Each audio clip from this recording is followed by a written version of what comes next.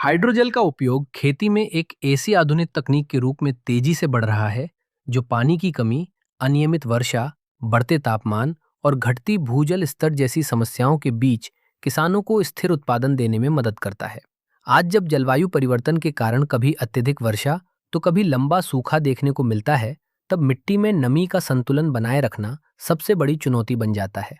Hydrogel इसी चुनौती का व्यावहारिक समाधान है।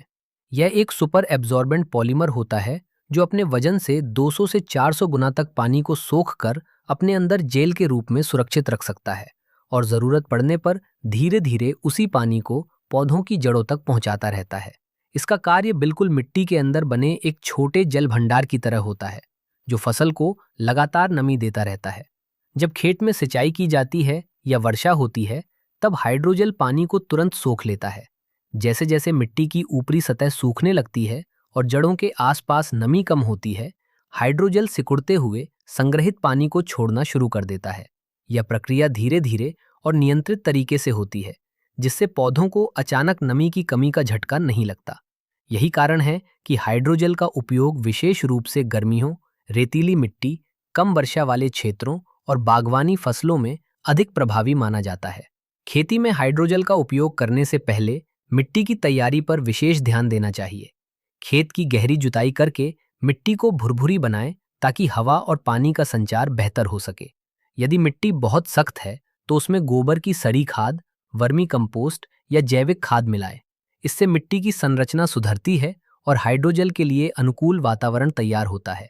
यदि मिट्टी बहुत रेतीली है तो जैविक पदार्थ मिलाने से जल धारण क्षमता और बढ़ती है, जिससे हाइड्रोजेल का प्रभाव और बेहतर हो जाता है। सामान्यतः 1 एकड़ खेत के लिए 2 से 4 किलो हाइड्रोजेल पर्याप्त होता है, लेकिन यदि मिट्टी बहुत हल्की या रेतीली है तो मात्रा 4 से 5 किलो तक की जा सकती है। इसे सीधे खेत में एक जगह डालने के बजाय सूखी मिट्टी, रेत या खाद के साथ मिलाकर पूरे खेत में समान रूप से फैलाना चाहिए। इसके बाद हल्की जुताई करके इसे 4 से 6 इंच की गहराई तक मिला दें, क्योंकि यही जड़ क्षेत्र का मुख्य भाग होता है। यदि इसे सतह पर छोड़ दिया जाए तो धूप और हवा के कारण इसकी कार्यक्षमता प्रभावित हो सकती है। बीज बुआई के समय हाइड्रोजेल का उपयोग करने से अंकुरण बेहतर होता है। बीज के आसपास की मिट्टी में नमी स्थिर रहने से बीज जल्दी और समान रूप से फूटते हैं। शुरुआती अवस्था में पौधों को लगातार नमी मिलने से उनकी जड़ प्रणाली मजबूत बनती है। सब्जियों की खेती जैसे टमाटर, मिर्च, भिंडी, गोभी, बैंगन, खीरा, तरबूज और खरबूजा में प्रति पौधा 5 से 10 ग्राम हाइड्रोजेल रोपाई के समय गड्ढे की मिट्टी में मिलाया जा सकता है। फलदार पौधों जैसे आम, अमरूद, पपीता, नींबू, अनार, आंवला और लीची में 20 से 30 ग्राम प्रति पौधा पर्याप्त रहता है। बड़े या पुराने पेड़ों में पौधे के आकार के अनुसार 40 से 50 ग्राम तक उपयोग किया जा सकता है, लेकिन मात्रा संतुलित रखना जरूरी है। ड्रिप सिंचाई प्रणाली में हाइड्रोजेल का उपयोग अत्यंत प्रभावी माना जाता है। ड्रिप से दिया गया पानी सीधे जड़ों के पास पहुंचता है और हाइड्रोजेल उसे वहीं रोककर धीरे धीरे उपलब्ध कराता है। इससे सिंचाई का अंतराल बढ़ जाता है। जहां पहले हर 5 से 6 दिन में पानी देना पड़ता था, वहां 8 से 12 दिन तक का अंतराल संभव हो सकता है। इससे 30 से 40% तक पानी की बचत हो सकती है। पानी की बचत के साथ साथ बिजली और डीजल की लागत भी कम होती है। हाइड्रोजेल का एक महत्वपूर्ण लाभ यह है कि यह उर्वरकों के रिसाव को कम करता है। सामान्यतः जब अधिक सिंचाई होती है तो घुलनशील उर्वरक नीचे की परतों में चले जाते हैं, जिससे पौधों को पूरा लाभ नहीं मिल पाता। हाइड्रोजेल पानी के साथ साथ पोषक तत्वों को भी कुछ हद तक जड़ों के पास रोके रखता है। इससे उर्वरक उपयोग दक्षता बढ़ती है और उत्पादन में सुधार होता है। कई किसानों ने अनुभव किया है कि संतुलित उपयोग करने पर उत्पादन में 10 से 25% तक वृद्धि संभव है। हालांकि ये परिणाम फसल, मिट्टी और प्रबंधन पर निर्भर करता है। गर्मी के मौसम में जब तापमान 40 से 45 डिग्री तक पहुंच जाता है, तब मिट्टी की ऊपरी सतह तेजी से सूख जाती है। ऐसे में सामान्य खेतों में पौधे मुरझाने लगते हैं और फूल व फल गिरने की समस्या बढ़ जाती है। लेकिन जहां हाइड्रोजेल का उपयोग किया गया होता है, वहां मिट्टी की नमी लंबे समय तक बनी रहती है। इससे पौधों में हरियाली अधिक समय तक बनी रहती है और सूखे का प्रभाव कम दिखाई देता है। धान, गेहूं, मक्का, सोयाबीन, कपास, गन्ना, मूंगफली, आलू, प्याज, लहसुन, फूलों की खेती और बागवानी फसलों में इसका सफल उपयोग किया जा सकता है। विशेष रूप से नई रोपाई वाले पौधों में यह जीवित रहने की दर बढ़ाता है। बागवानी में जहां एक पौधा सूखने का मतलब सीधा आर्थिक नुकसान होता है, वहां हाइड्रोजेल सुरक्षा कवच की तरह काम करता है। हालांकि सावधानी रखना आवश्यक है। अधिक मात्रा में उपयोग करने से मिट्टी अत्यधिक फूल सकती है, जिससे जड़ों को ऑक्सीजन की कमी हो सकती है। इसलिए हमेशा अनुशंसित मात्रा का ही प्रयोग करें। इसे पहले से पानी में भिगोकर खेत में न डालें, बल्कि सूखी अवस्था में मिट्टी के साथ मिलाकर बाद में सिंचाई करें। पहली बार उपयोग करते समय छोटे क्षेत्र में परीक्षण करना समझदारी भरा कदम है। आर्थिक दृष्टि से यदि देखा जाए तो शुरुआत में हाइड्रोजल खरीदने में कुछ लागत आती है, लेकिन सिंचाई, बिजली, डीजल और उर्वरक की बचत से कुल लागत संतुलित हो सकती है। विशेष रूप से सूखा प्रभावित क्षेत्रों में यह जोखिम कम करने वाली तकनीक है। दीर्घकालीन उपयोग के संदर्भ में यह भी ध्यान रखना चाहिए कि मिट्टी की नियमित जांच कराते रहें।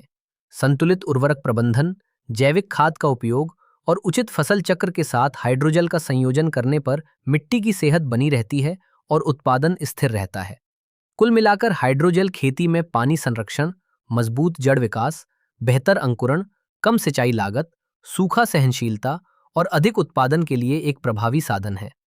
यदि किसान सही मात्रा, सही तकनीक और वैज्ञानिक सलाह के अनुसार इसका उपयोग करें, तो विशेषकर गर्मियों और कम वर्षा वाले क्षेत्रों में अपनी फसल को सुरक्षित रखकर अधिक लाभ कमा सकते हैं और भविष्य की जल संकट चुनौतियों का बेहतर सामना कर सकते हैं। हाइड्रोजल के जितने फायदे हैं, उतना ही जरूरी है कि किसान इसके संभावित नुकसान और सीमाओं को भी समझें, क्योंकि बिना सही जानकारी के उपयोग करने पर अपेक्षित लाभ नहीं मिल पाता या कुछ समस्याएं भी खड़ी हो सकती हैं।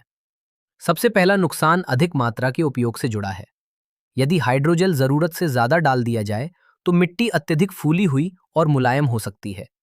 जब यह बहुत ज्यादा पानी सोख लेता है तो मिट्टी में सूजन जैसी स्थिति बन सकती है, जिससे जड़ों को पर्याप्त ऑक्सीजन नहीं मिलती।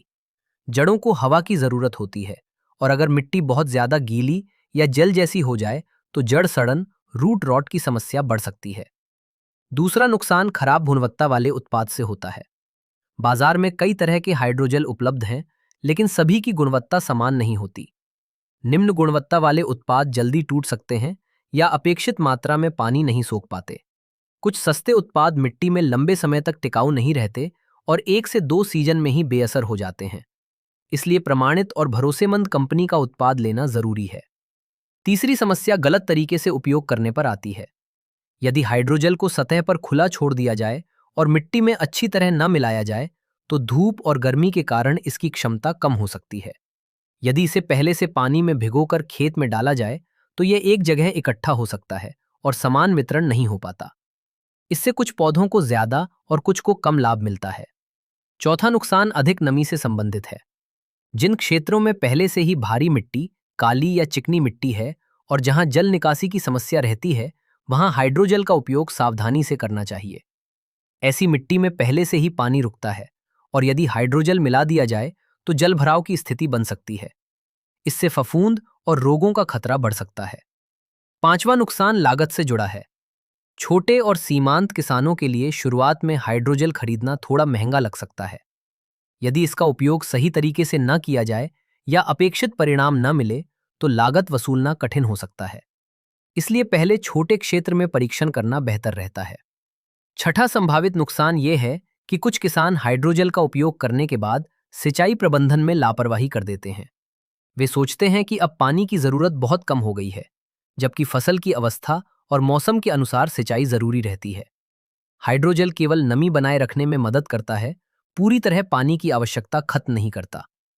सातवां नुकसान पर्यावरणीय दृष्टिकोण से भी चर्चा में रहता है। हाइड्रोजल एक सिंथेटिक पॉलीमर है और इसकी गुणवत्ता पर निर्भर करता है कि वो मिट्टी में कितने समय तक बना रहता है। यदि निम्न गुणवत्ता वाला या अवैज्ञानिक उत्पाद उपयोग किया जाए तो लंबे समय में मिट्टी की संरचना पर असर पड़ सकता है। हालांकि अच्छी गुणवत्ता वाले कृषि ग्रेड हाइड्रोजल आमतौर पर सुरक्षित माने जाते हैं, फिर भी सावधानी जरूरी है। आठवां नुकसान यह है कि ये सभी फसलों और सभी परिस्थितियों में समान परिणाम नहीं देता। कुछ भारी मिट्टी या अधिक वर्षा वाले क्षेत्रों में इसका लाभ बहुत कम दिखाई दे सकता है। यदि मिट्टी पहले से ही पर्याप्त नमी रोकने में सक्षम है, तो हाइड्रोजल से अतिरिक्त लाभ सीमित हो सकता है। नौवां नुकसान यह है कि यदि उर्वरकों की मात्रा बहुत अधिक दी जाए और साथ में हाइड्रोजल भी हो, तो कभी-कभी नमक सॉल्ट का प्रभाव बढ़ सकता है। अधिक लवणीय मिट्टी में हाइड्रोजल की कार्य क्षमता घट सकती है और पौधों पर प्रतिकूल असर पड़ सकता है। इसलिए जरूरी है कि किसान हाइड्रोजल का उपयोग वैज्ञानिक सलाह के अनुसार करें, अनुशंसित मात्रा में ही डालें, मिट्टी परीक्षण कराएं और पहले छोटे क्षेत्र में परीक्षण करें। सही जानकारी और संतुलित उपयोग से नुकसान की संभावना कम की जा सकती है और इसके लाभ सुरक्षित तरीके से प्राप्त किए जा सकते हैं। हाइड्रोजल के नुकसान से बचने के लिए सबसे जरूरी बात है कि इसका उपयोग सोच समझकर और वैज्ञानिक तरीके से किया जाए। अगर सही मात्रा, सही मिट्टी और सही समय का ध्यान रखा जाए तो इसके अधिकतर नुकसान आसानी से रोके जा सकते हैं। सबसे पहले अधिक मात्रा से बचें। कई किसान ज्यादा फायदा पाने के लिए जरूरत से ज्यादा हाइड्रोजल डाल देते हैं, जिससे मिट्टी बहुत ज्यादा फूल जाती है और जड़ों को हवा कम मिलती है। इससे जड़ सड़न और फफूंद रोग बढ़ सकते हैं। इससे बचने के लिए प्रति एकड़ 2 से 4 किलो की सामान्य मात्रा का ही उपयोग करें और मिट्टी के प्रकार के अनुसार मात्रा तय करें। पहली बार उपयोग कर रहे हों तो पूरे खेत में डालने से पहले छोटे हिस्से में परीक्षण जरूर करें। दूसरी बात है सही गुणवत्ता का चुनाव। बाजार में सस्ते और घटिया उत्पाद भी मिलते हैं जो जल्दी खराब हो जाते हैं या अपेक्षित पानी नहीं सोखते। इससे बचने के लिए हमेशा प्रमाणित कंपनी का कृषि ग्रेड हाइड्रोजल खरीदें। पैकेट पर कंपनी का नाम, निर्माण तिथि और उपयोग की जानकारी जरूर देखें। तीसरा, इसे सही तरीके से मिट्टी में मिलाएं। हाइड्रोजल को कभी भी सतह पर खुला न छोड़ें। इसे सूखी मिट्टी, रेत या गोबर की सड़ी खाद के साथ मिलाकर 4 से 6 इंच की गहराई तक जुताई के साथ मिला दें। पहले से पानी में भिगोकर खेत में न डालें, क्योंकि इससे ये एक जगह इकट्ठा हो सकता है और समान रूप से फैल नहीं पाता। चौथा, भारी और जल भराव वाली मिट्टी में सावधानी रखें। यदि खेत में पहले से पानी रुकने की समस्या है तो हाइड्रोजल का उपयोग कम मात्रा में करें या बिल्कुल न करें। पहले खेत की जल निकासी व्यवस्था सुधारें। मेड़ बनाकर या नालियां बनाकर अतिरिक्त पानी निकालने की व्यवस्था करें ताकि जड़ों को ऑक्सीजन मिलती रहे। पांचवा, सिंचाई प्रबंधन में लापरवाही न करें। हाइड्रोजल पानी की जरूरत कम करता है लेकिन पूरी तरह खत्म नहीं करता। फसल की अवस्था, मौसम और मिट्टी की नमी देखकर ही सिंचाई करें। मिट्टी को पूरी तरह सूखने न दें और अत्यधिक पानी भी न दें। संतुलन बनाए रखना जरूरी है। छठा, उर्वरक प्रबंधन सही रखें। अधिक रासायनिक खाद देने से मिट्टी में लवणता बढ़ सकती है, जिससे हाइड्रोजल की क्षमता घट सकती है। संतुलित मात्रा में उर्वरक दें और जैविक खाद का उपयोग बढ़ाएं। समय समय पर मिट्टी परीक्षण कराकर पीएच और लवणता की जांच कराएं। सातवां, फसल और मिट्टी के अनुसार निर्णय लें। हर खेत में हाइड्रोजल समान परिणाम नहीं देता। यदि मिट्टी पहले से ही अच्छी जल धारण क्षमता वाली है तो मात्रा कम रखें। रेतीली और कम वर्षा वाले क्षेत्रों में इसका लाभ ज्यादा होता है। आठवां, दीर्घकालीन उपयोग के दौरान मिट्टी की स्थिति पर नजर रखें। यदि मिट्टी बहुत ज्यादा नरम या चिपचिपी महसूस हो तो अगली बार मात्रा कम कर दें। फसल चक्र अपनाएं और जैविक पदार्थ बढ़ाते रहें ताकि मिट्टी का संतुलन बना रहे। इन सभी सावधानियों का पालन करने पर हाइड्रोजल के संभावित नुकसान से काफी हद तक बचा जा सकता है। सही मात्रा, सही विधि और संतुलित खेती प्रबंधन के साथ इसका उपयोग करने से किसान सुरक्षित तरीके से लाभ उठा सकते हैं और जोखिम कम कर सकते हैं।